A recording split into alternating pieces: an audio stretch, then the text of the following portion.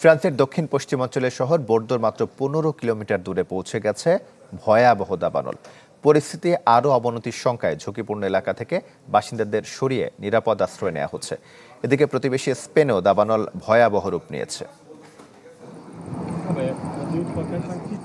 ধোঁয়ায় ঢেকে গেছে আকাশ, পাহাড় জুড়ে চলছে আগুন, মাইলের পর মাইল পুড়ছে বন।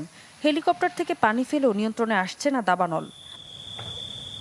স্পেন ও ফ্রান্স দুই দেশই দেখছে ভয়াবহ দাবানল। ফ্রান্সের বোর্দের কাছের জিরোন্দ অঞ্চলে প্রায় এক সপ্তাহ ধরে চলছে আগুন। নিরাপদে সরিয়ে নেওয়া হয়েছে প্রায় 2,20,000 মানুষকে। কনভেনশন সেন্টার সহ বিভিন্ন ভবনকে পরিণত করা হয়েছে অস্থায়ী আশ্রয় কেন্দ্রে। উচ্ছেদের খবর পাওয়ার পর আমরা খুব ভয় পেয়েছিলাম। জীবনে এই প্রথম এমন পরিস্থিতির মুখোমুখি হলাম।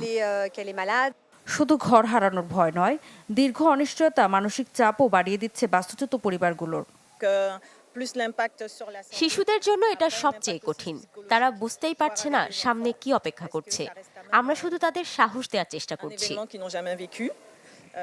বাংলা কিউআর যেখানে নগদ পেমেন্ট সেখানে। সারা দেশে 10 লাখেরও বেশি মার্চেন্টে নগদে পেমেন্ট করুন খুব সহজে। দ্বিতীয় বিশ্বযুদ্ধের পর ফ্রান্স সবচেয়ে ভয়াবহ দাবানল মৌসুমের মুখোমুখি বলে জানান প্রেসিডেন্ট ইমানুয়েল ম্যাক্রো। জানান দাবানলে 1,16,000 হেক্টরের বেশি এলাকা পুড়ে গেছে। এদিকে স্পেনেও পরিস্থিতি উদ্বেগজনক।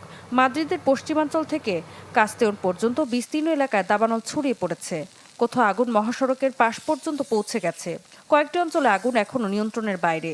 বৃথা যাচ্ছে হেলিকপ্টার, দমকলের গাড়ি ও শত শত কর্মীর প্রাণপণ চেষ্টা। আগুন ছড়িয়ে পড়ছে নতুন এলাকায়। মনে হচ্ছিল নরকের দরজা খুলে গেছে। চারিদিকে শুধু আগুন আর আগুন। আমার যা ছিল তাই নিয়ে রাতেই বাড়ি ছেড়ে পালিয়েছি। স্পেনে এখন পর্যন্ত হাজার হাজার হেক্টর বনভূমি পুড়ে গেছে। কয়েকটি অঞ্চল থেকে প্রায় 16,000 মানুষকে সরিয়ে নেওয়া হয়েছে। স্থানীয় কর্মকর্তারা বলছেন এটি দেশটির ইতিহাসের অন্যতম ভয়াবহ দাবানল।